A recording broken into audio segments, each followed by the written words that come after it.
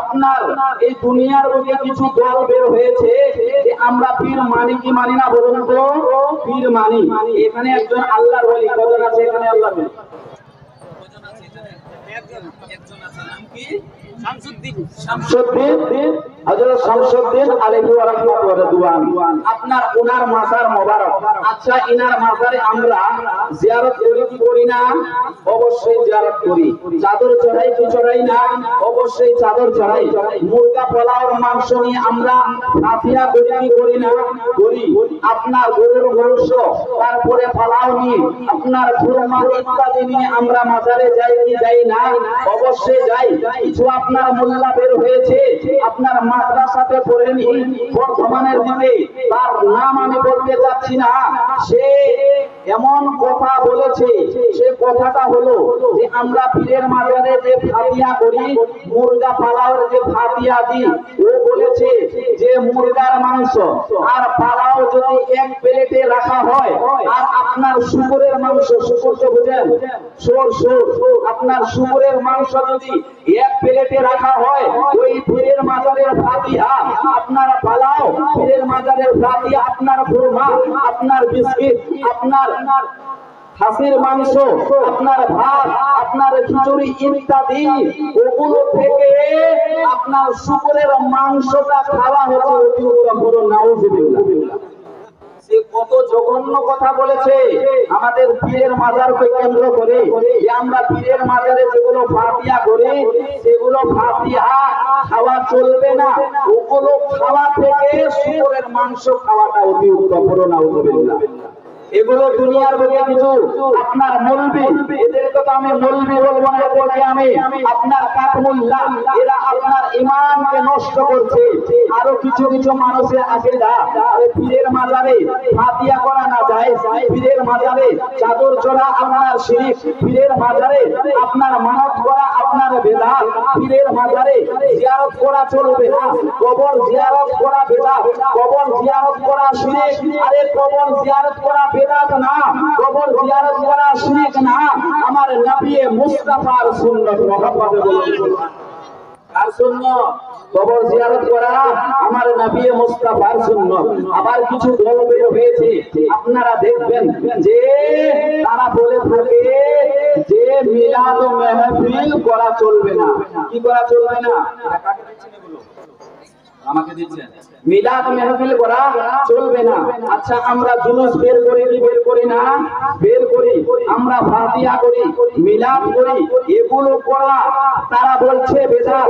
আপনার বাংলাদেশের একজন ব্যক্তি, যিনার নাম আমি নিতে চাচ্ছি না কিন্তু নিতেই হবে, যিনার নাম হচ্ছে আকরামুল জামান সাহেব, তিনি বলেছে কিছুদিন আগে আপনার সবাই বেরাতে কেন্দ্র করে বলেছিল যে সবাই বেরাতের রাত্রিতে আমরা নফল ইবাদত বন্দেগী করি কি করি না? আমার মা বোনেরা ইবাদত বন্দেগী করে, যে কোরআন শরীফ তেলাওয়াত করে, আপনার কেউ আপনার দোয়া করে, আপনার কেউ মায়ের জন্য দোয়া করে, কেউ বাবার জন্য দোয়া করে। ওই আকরামুল জামান সাহেব বাংলাদেশের, উনি বলেছে যে আপনার সবাই বেরাতের রাত্রিতে এগুলো যে মানুষ কাজ করে, এগুলো আপনার সারা রাত ইবাদত বন্দেগী করা থেকে ব্যস্তখানায় রাত কাটানো অতি উত্তম। বলুন নাউজুবিল্লাহ। কি বলেছে? কত জঘন্য কথা বলেছে যে ব্যস্তখানায় রাত কাটানো অতি উত্তম। আপনার সবাই বেরাতের রাত্রিতে যে আমরা ইবাদত বন্দেগী করি সেটা কাটানো যাবে না। আচ্ছা বলুন তো ভাব, আমরা সবাই বেরাতের রাত্রিতে আমরা কি কোনো নাচানাচি করি? আমরা কি কোনো লাফালাফি করি? আমরা কি কোনো গান বাজনা করি? আরে এগুলো কোনো নাজায়েজ না। হাজার হাজার দলিল দিয়ে প্রমাণ করে দিতে পারবো এগুলো হচ্ছে জায়েজ কাজ। মুহাব্বতে বলুন সুবহানাল্লাহ। মিলাদ মাহফিল করি কি করি না? মিলাদ মাহফিল করি, মিলাদুন নবী পালন করি। মিলাদুন নবী পালন করা তারা কি বলে যে বেদাত, যে মিলাদুন মাহফিল আপনার মিলাদুন নবী পালন করা চলবে না।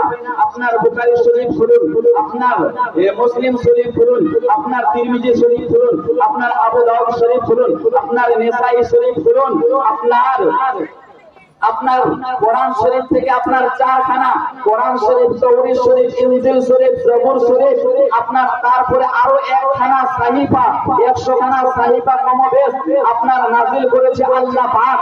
আপনার কোন কোরআনে কি লেখা আছে, তাওরীতে কি লেখা আছে যে মিলাদুন নবী পালন করা চলবে না? কোন বাপের বেটার যদি দম থাকে, কোন মৌলবীর যদি দম থাকে, আমার সঙ্গে বসু, আমি চ্যালেঞ্জ করলাম আপনার সিয়াসতটা হাদিস মানে 6 খানা হাদিস থেকে তাদেরকে যদি দলিল দিতে হয়, তারা 6 খানা হাদিস ছাড়া অন্য হাদিস কিন্তু মানবে না। কোরআন শরীফ ছাড়া অন্য আপনার কোন কিতাব থেকে দলিল দিলে তারা মানবে না।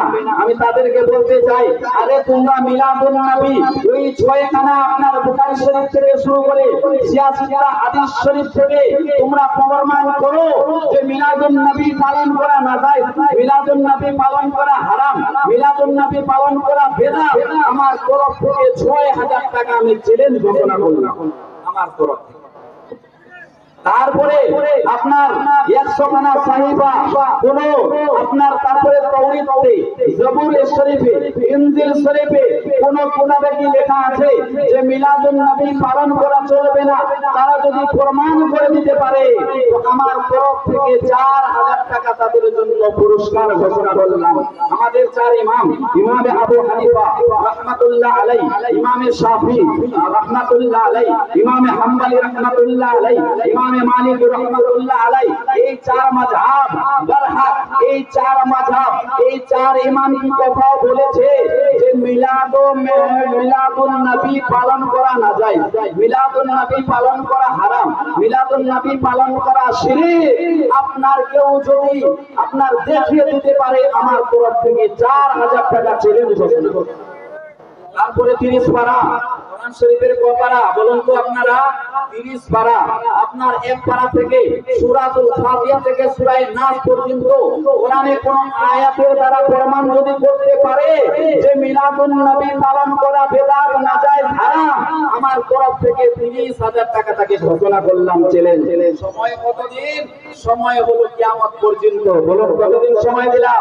কিয়ামত পর্যন্ত। আরে কেউ দেখাতে পারবে না মিলাদুন নবী পালন, মিলাদুন নবী আমার নবী মুস্তাফা পালন করেছে মুহাব্বতে। বলুন সুবহানাল্লাহ। আরেকবার হাত তুলে বলুন ইয়া রাসূলুল্লাহ।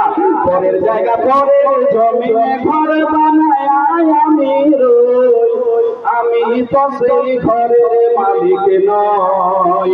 পরের জায়গা পরের জমিনে ঘর বানায় আমি রই, আমি তো সেই ঘরের মালিক নই। মুহাম্মদ বলুন সুবহানাল্লাহ। আমার নবী মুস্তাফার দরবারে একজন সাহাবায়ে কেরাম এসে হাজির হওয়ার পরে বলতে লাগলেন, ইয়া রাসূলুল্লাহ, ইয়া হাবিবাল্লাহ, নবী গো, ওগো দয়ার নবী, ওগো মায়ার নবী, আমার মা ইন্তেকাল করেছে। ইয়া রাসূলুল্লাহ, ইয়া হাবিবাল্লাহ, নবী গো, আমার মা ইন্তেকাল করেছে। আমি একটা মানত করেছিলাম গো নবী, আমি মানত করেছিলাম আমার যদি কাজটা হয়ে যায় তাহলে আমি হজ করতে যাব। আমার যদি কাজ হয়ে যায়, ইয়া রাসূলুল্লাহ, ইয়া হাবিবাল্লাহ, তাহলে আমি হজ করতে যাব। আমি কি হজের সওয়াব পাবো না নবী? আমার নবী মুস্তাফা বলতে লাগলেন, সাহাবীরে বলো বলো বলো, তুমি কেন হজের সওয়াব পাবে না? তুমি চলে যাও মক্কা মদিনাতে, ওই আল্লাহর কাবা ঘর, ওই কাবা ঘরের জিয়ারত করো, কাবা ঘরের তাওয়াফ করো, সাফা মারওয়ার মধ্যে চক্কর লাগাও, তুমি হজের সওয়াব পেয়ে যাবে। সাহাবায়ে কেরাম যেন আপনার দু চোখের পানি দিয়ে, ওই সাহাবী দু চোখের পানি ছেড়ে দিয়ে যেন অঝোর নয়নে কান্না করতে লাগলেন, ইয়া রাসূলুল্লাহ, ইয়া হাবিবাল্লাহ, নবী, আমি বড় অসহায় মানুষ, আমি বড় গরিব মানুষ গো নবী, আমার তো কোনো টাকা নেই, আমার তো কোনো পয়সা নেই যে আমি হজ করতে যাব। আমার নবী মুস্তাফা বলতে লাগলেন, সাহাবীরে তোমাকে আর মক্কা মদিনায় যেতে হবে না, তোমাকে আর কাবা ঘরের তাওয়াফ করতে হবে না, তোমাকে আর সাফা মারওয়ার চক্কর লাগাতে হবে না।